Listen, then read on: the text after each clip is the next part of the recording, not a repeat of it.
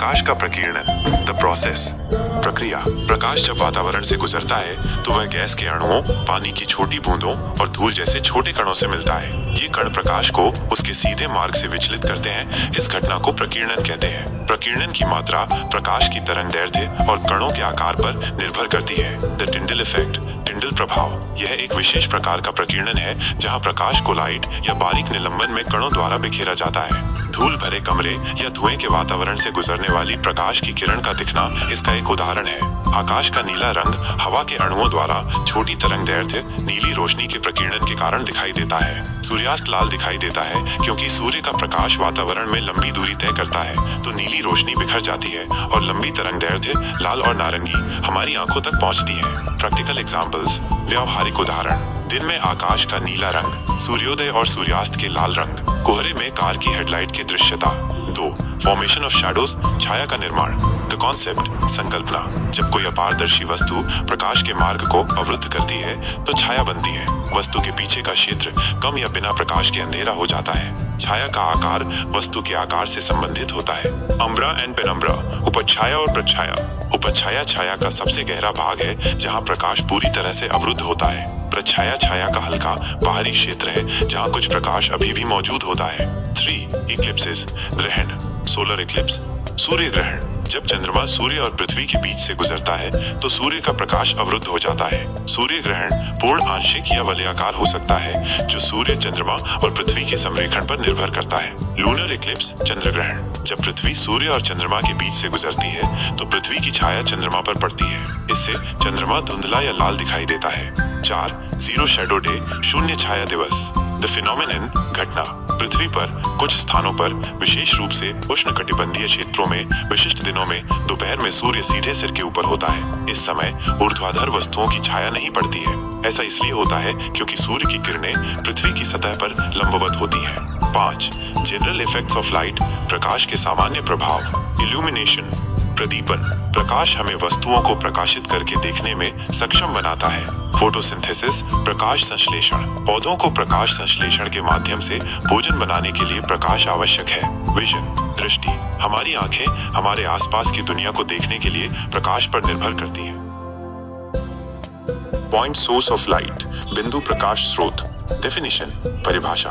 प्रकाश का एक बिंदु स्रोत एक आदर्श अवधारणा है जिसमें प्रकाश स्रोत का कोई आकार नहीं माना जाता है। वास्तव में कोई भी प्रकाश स्रोत वास्तव में एक बिंदु नहीं है, लेकिन कुछ को ऐसा माना जा सकता है। यह एक ऐसा स्रोत है जिससे प्रकाश एक एकल अति सूक्ष्म छोटे बिंदु से सभी दिशाओं में बाहर निकलता है। कैरेक्टरिस्टिक्स, विशेषताएं। व्यावहारिक उद्देश्यों के लिए एक प्रकाश स्रोत को एक बिंदु स्रोत माना जाता है जब उसका आकार उस दूरी की तुलना में बहुत छोटा होता है जिससे उसे देखा जाता है। एक बिंदु स्रोत से प्रकाश किरणें रेडियल रूप से फैलती हैं। एग्जाम्पल्स, उदाहरण, एक बहुत दूर का तारा, भले ही यह बहुत बड़ा हो, इसकी दूरी इसे एक बिंदु के रूप में दिखाती है। एक बहुत छोटे पिनहोल से गुजरने वाला प्रकाश। कुछ मामलों में एक छोटा केंद्रित एलईडी एक बिंदु स्रोत के करीब हो सकता है।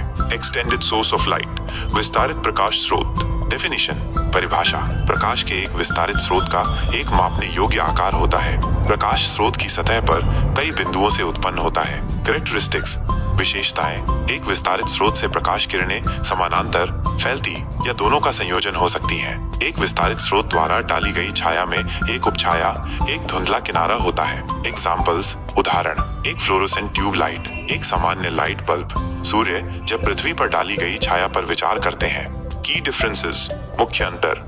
साइज, आकार। एक बिंदु स्रोत का आकार नगण्य माना जाता है जबकि एक विस्तारित स्रोत का ध्यान देने योग्य आकार होता है। शैडोज, छाया।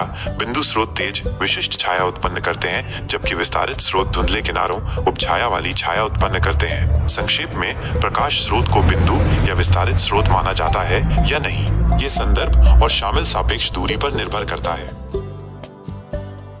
इक्लिप्सेस, ग्रहण। ग्रहण एक खगोलीय घटना है जो तब घटित होती है जब एक खगोलीय पिंड दूसरे खगोलीय पिंड की छाया में आ जाता है। पृथ्वी पर हम मुख्य रूप से दो प्रकार के ग्रहण देखते हैं, सूर्य ग्रहण और चंद्र ग्रहण। 1. सोलर इक्लिप्स, सूर्य ग्रहण। कैसे होता है? सूर्य ग्रहण तब होता है जब चंद्रमा सूर्य और पृथ्वी के बीच आ जाता है। इस स्थिति में चंद्रमा की छाया पृथ्वी पर पड़ती है जिससे पृथ्वी के कुछ हिस्सों में सूर्य आंशिक या पूरी तरह से ढक जाता है। सूर्य ग्रहण अमावस्या के दिन होता है। प्रकार, टोटल सोलर इक्लिप्स पूर्ण सूर्य ग्रहण, जब चंद्रमा सूर्य को पूरी तरह से ढक लेता है। पार्शियल सोलर इक्लिप्स आंशिक सूर्य ग्रहण, जब चंद्रमा सूर्य के केवल एक हिस्से को ढकता है। एनुलर सोलर इक्लिप्स वलयाकार सूर्य ग्रहण, जब चंद्रमा सूर्य को पूरी तरह से नहीं ढक पाता है और सूर्य एक चमकदार वलय की तरह दिखाई देता है। 2.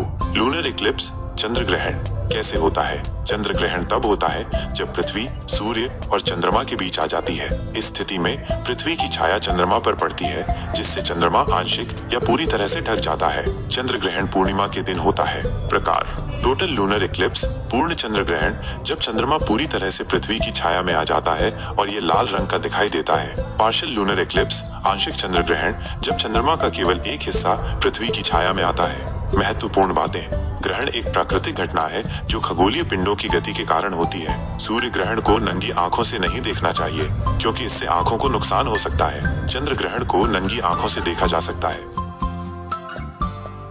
जीरो शैडो डे शून्य छाया दिवस। शून्य छाया दिवस एक खगोलीय घटना है जो तब घटित होती है जब सूर्य सीधे किसी स्थान के ऊपर होता है, जिससे ऊर्ध्वाधर वस्तुओं की छाया दिखाई नहीं देती है। कैसे होता है?